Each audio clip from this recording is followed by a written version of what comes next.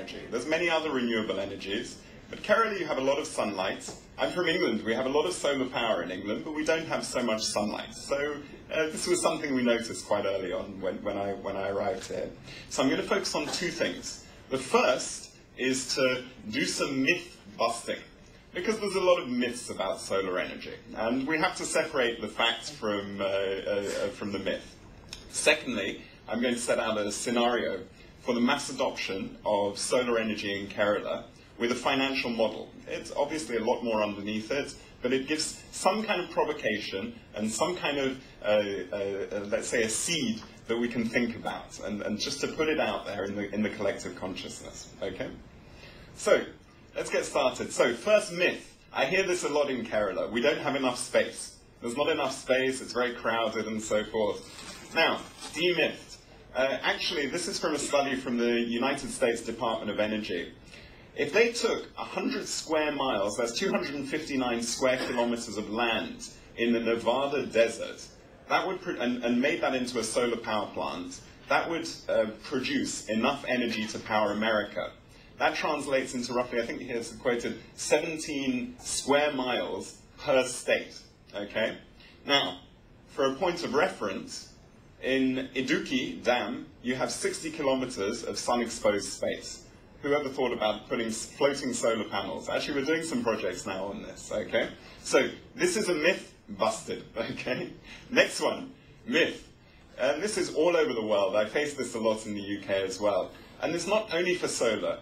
There's a general myth that renewable energy has to be subsidized in order to be viable, okay? Now, the first point is that renewable energies are still nascent. They're still in the early stages. And actually, many of or in fact, all of the energy industries, whether it's oil and gas, coal, and the new technologies, when they first came into the market, they were also very heavily subsidized, and then they became more mature.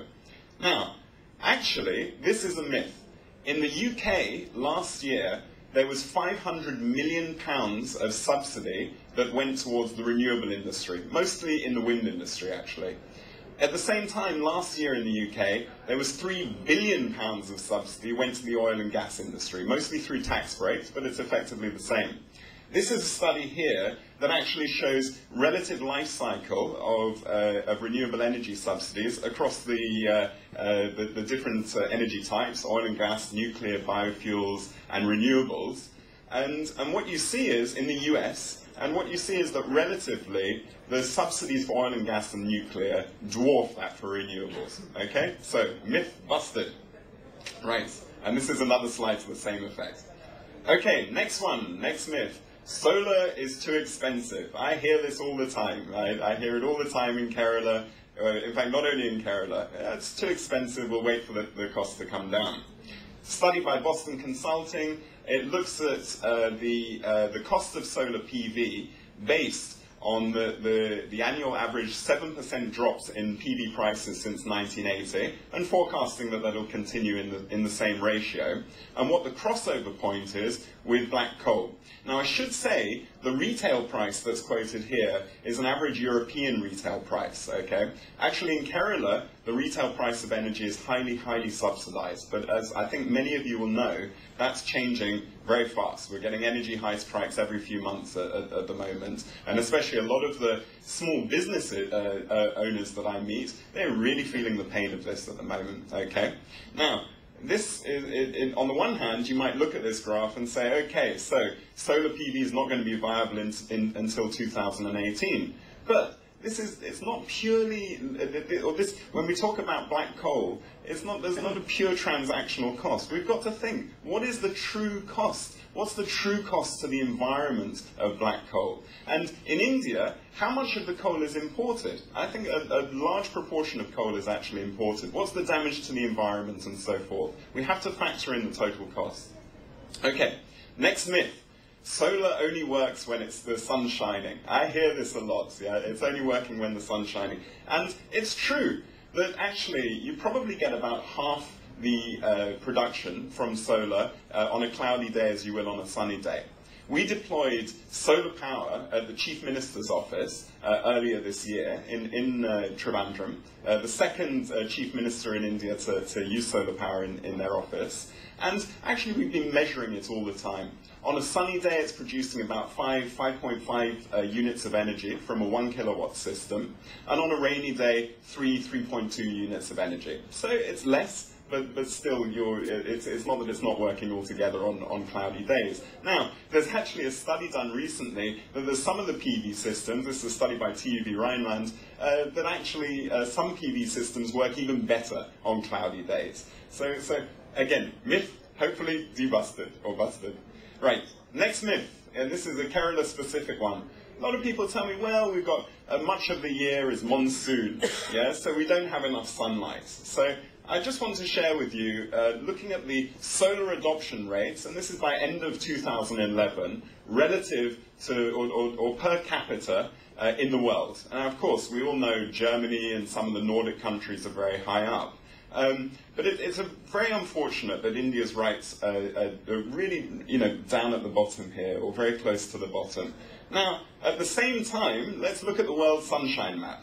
Okay, what you'll notice is that the top 9 countries, excluding Australia, are in areas where there's less sunshine than India as a whole. I actually started to go deeper into this and looking at the specific ratio of solar adoption in Kerala versus other states. But that's for another time, okay? The key point is that actually it's a complete myth. And if you go to England, you go to Germany, you go to these countries, you get rain all year round. I mean, I'm from London, and we have rain all the time. We get maybe 2 or 3 weeks of sunshine if we're lucky. We've got a lot of solar systems in place, though.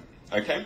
Right, so few myths debusted. That's given us a good basis now to look at a scenario for rolling out solar en masse in Kerala.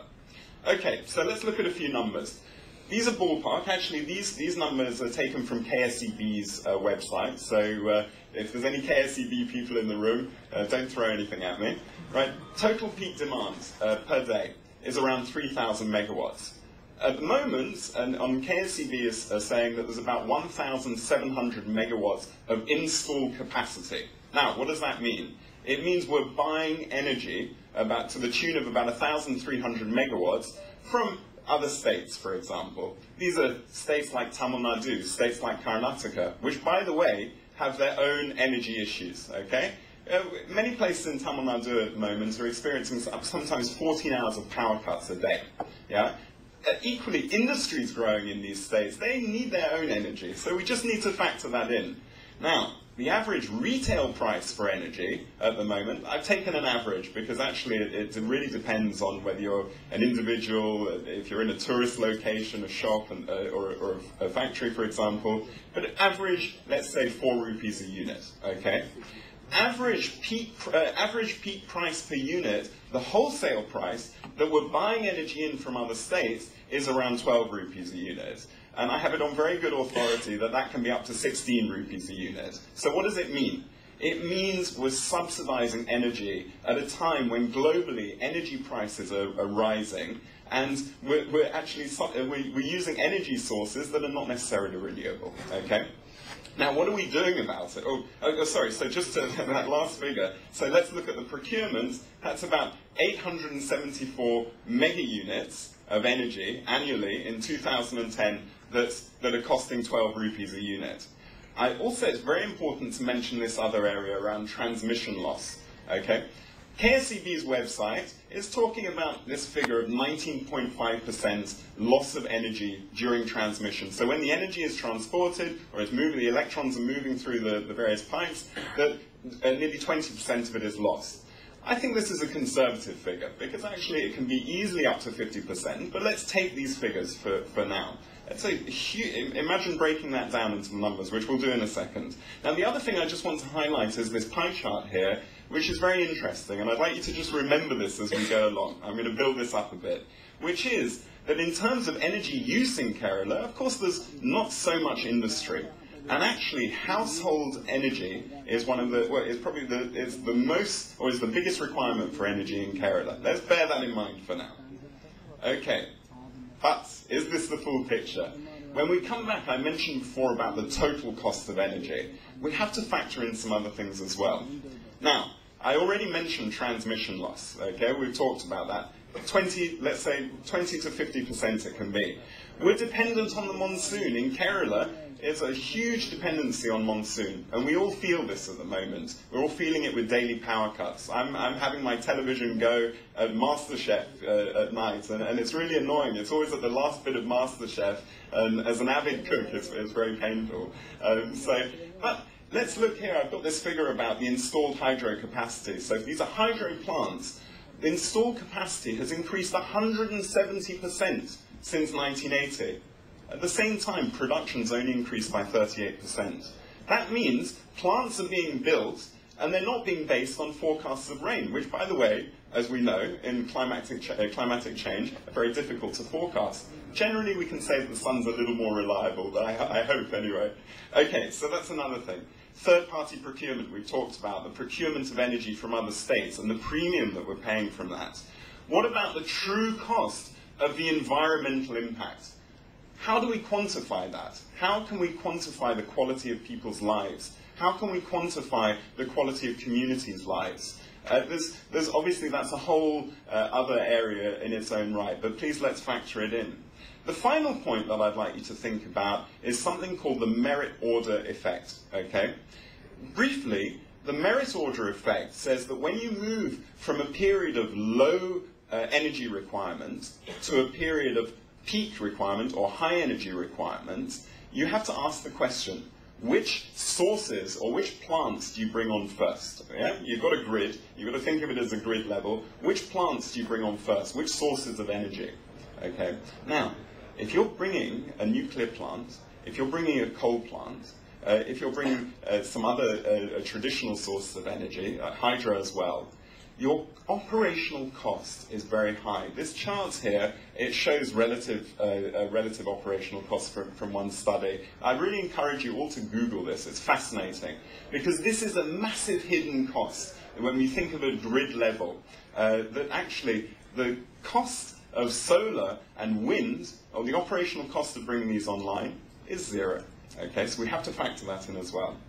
So we've got this situation. We all know that there's I mean, the word crisis is very loaded and it's a very emotional term. But let's face it, we have a big energy challenge in Kerala, in India, globally. Let's face it. So what do we do about it? Well, we can build more plants. We've already talked about some of the challenges around that. We can introduce more renewable plants. The problem is if we build more renewable plants, and don't get me wrong, it's a good idea, we should build more renewable plants, but we're still getting transmission loss as well. It's like putting a Rolls-Royce engine, if you put it into a Mini, you're going to have some challenges. So unless there's a really hyper-efficient grid, bringing more plants online isn't necessarily the answer. Now, what we definitely would encourage is to reduce usage. So that means, for example, turn off lights, be sensible about turning off lights. It doesn't mean you need to physically do that. You could have a sensor, for example. This is well-established technology. It means introducing things like LED lighting. Actually, I think it's something like 600 megawatts of energy at peak time it goes on lighting in Kerala. If LED lighting was introduced as a replacement, that would probably come down to around 150 megawatts. That's an estimation, but it's in that kind of ballpark. Okay, so, there we go. I'm encouraging two of them and nodding. The fourth one was do nothing and pray. Actually, we'll all laugh about that, but actually very often, that's what we do. Do nothing, hope it gets better. Sorry, if we don't intervene in this, it's not going to change, okay? So, the key thing with all of these areas is they're all incremental. And it's very easy when we look at challenges. It's human nature, actually, when people come together to deal with a big challenge, to try and come up with ideas. You tend to start with a big idea and a great idea, and slowly by slowly it gets whittled down into something incremental. These are all incremental approaches. Okay? How about going further? And when I say further, how about building here a model, and in this case, a distributed model, a distributed model of renewable energy that actually is leading the world, okay? What's the opportunity for that? It's not only about solving, if we could do something like this, it's not only about solving the energy challenges that Kerala faces, it's actually about having some other impacts. What about developing a nascent industry? What about the next generation of Keralan youth, not necessarily going into the Infosys and Tatas, which, by the way, no problem with that, but what about creating the next solar technology, the next algae technology? What about the state investing in something that actually can become a genuine global competency for Kerala? And by going through the pain of doing something transformative to actually develop that competency in hand. And just to give you an example, when I'm talking about a distributed renewable grid, or in this case a distributed solar grid, imagine 10 lakh houses with solar panels on them. That's terrible. My phone's ringing mid-presentation. Okay. Imagine 10 lakh houses with solar panels on them and energy independence for each house. That means each house is independent. They've got their own energy source. Imagine that then we have some smart meter technology, by the way, well-established technology that's taking data. As soon as we've got data, we can start to do very interesting things with it. Imagine houses learning from each other, for example. Imagine one community that's sharing energy with another community. Okay? So that's the proposition. If we put out 10 lakh houses had a 1 kilowatt system on, that would equal 1,000 megawatts of energy. 1/3 of Kerala's peak demand. Okay? Now, I've also mentioned about the introduction of LED lights. That would cut it down even further as well. So what are the benefits of this? Well, I mentioned about transmission loss. If each house has got its own energy source, you're not transporting energy, you're not losing energy. So that 20 to 50% of energy that's lost through transmission is eliminated. That's a saving. Right? Intelligent load management. That means if one place needs energy at a certain time, you could direct it there. This is the smart grid principle. You can move energy around as needed using this kind of technology. Reducing total cost of ownership. I'll come on to the financials in a second, but actually, if you look at the total costs, and we get away from this purely transactional view that says, I've got to pay 2 lakh for a solar system, I could put the money in a bank account instead. We have to look at a state level and look at the total cost of adoption. There's a saving. And I'll come to what that is. I mentioned about seeding a nascent industry. Let's build this industry. Let's get something that there's a competence for Kerala. Having IT businesses here is wonderful and has done a lot for Kerala and is definitely going to do a lot for the future. However, they can move. They can go to other lower cost spaces. We had a good talk on this earlier. They can move to Philippines, to other countries as well. So we need to take that into account. Hedging against future energy price hikes. We all know that energy prices are rising and are going to continue to rise. God forbid there's some kind of incident, war, earthquake, something that interrupts production or interrupts the supply of oil. Energy prices could easily double, easily go beyond that. So it's about hedging against future energy prices. At a household level, it's about eliminating blackouts. And actually, at a state level, it's about gaining energy security, about being independent, not being reliant on other states, not being reliant on, at the end of the day, sometimes some not so pleasant regimes who are providing us with this oil, for example, and a drastic reduction of carbon emissions. If we're introducing renewable energy, introducing solar power at a large scale, we're going to be cutting down carbon emissions. There's many arguments to and fro whether carbon does have an impact on the environment or not. We can get into that another time, but I'd say to you the evidence overwhelmingly is yes. Right, let's look at this model in a little more detail. So, let's yes. We've got to keep the time. Okay, basically, let me cut to the chase. Taking into account all of those factors we discussed, if each household put in, if we took the spend, that's only the spend that is being spent on buying energy at a premium from other states, and we took that spend, and we translated that spend into solar systems.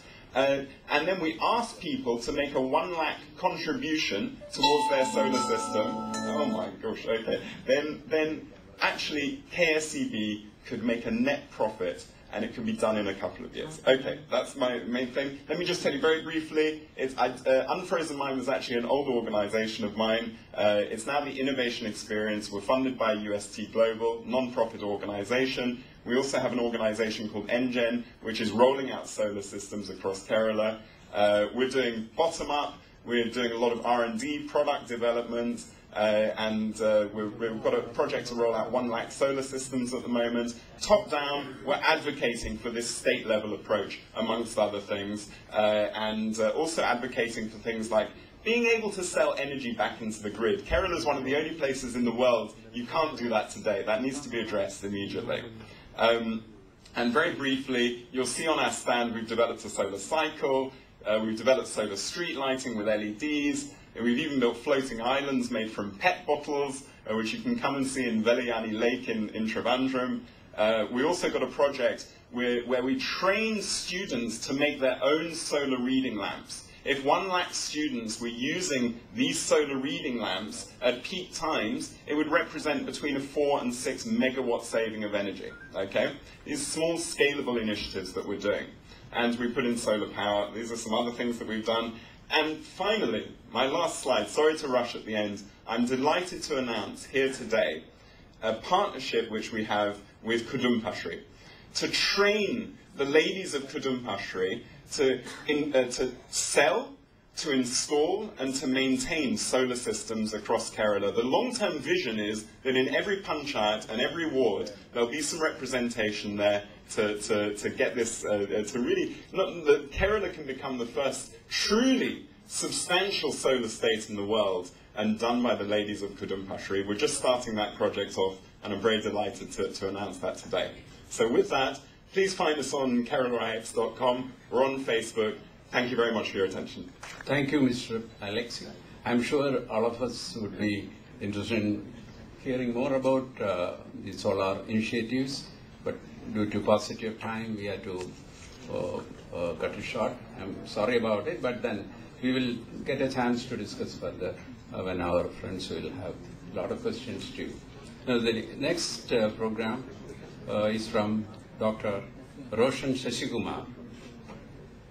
She is a scientist at the National Institute for Interdisciplinary Science and Technology, which is a national laboratory under the Council of Scientific and Industrial Research, Government of India.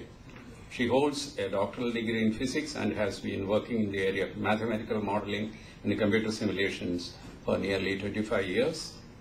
Her group develops computational models and technical software products for the metal casting industry and has been consulting for several organizations in India and abroad, like GM, TNO of Netherlands, ISRO, and DRDO. Presently, she heads the Process Engineering Environment and Environmental Technology Division of NIST. She coordinates the CSIR 800 program, which seeks to develop and deliver technologies that benefit the 800 million Indians at the bottom of the quality of life pyramid. One other highlight of her career is she is a National Science Talent Scholar, Alexander von Humboldt Fellow, and her topic for the discussion during the next 20 minutes is on clean environment and green livelihoods. Madam, welcome you to Edward. Good afternoon, all of you. I'm quite honored by this invitation by Ty to make this presentation here. This is an audience I'm not used to at all, but still I'll try my best. To introduce myself, I am Mr. Nair has already introduced me as scientist of CSIR.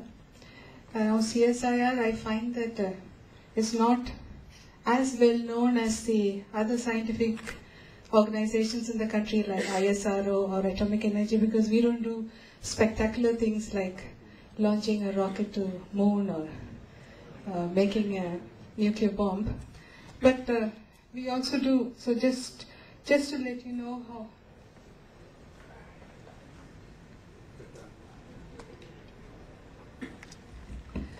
what we do. Okay, CSIR is the Council of Scientific and Industrial Research.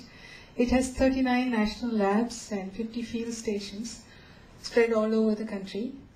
And we are the National Institute of Interdisciplinary Science and Technology. We used to be called, before we were Regional Research Laboratory Trivandrum.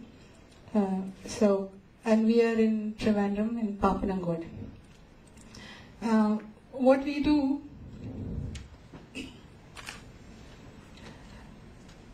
all our work is based on strong science.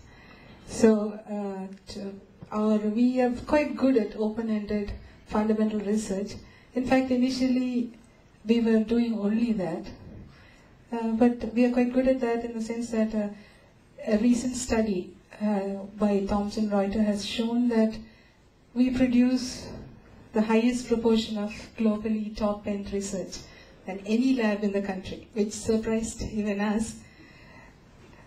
So we are quite good in the basic sciences, chemistry, biology, and material science.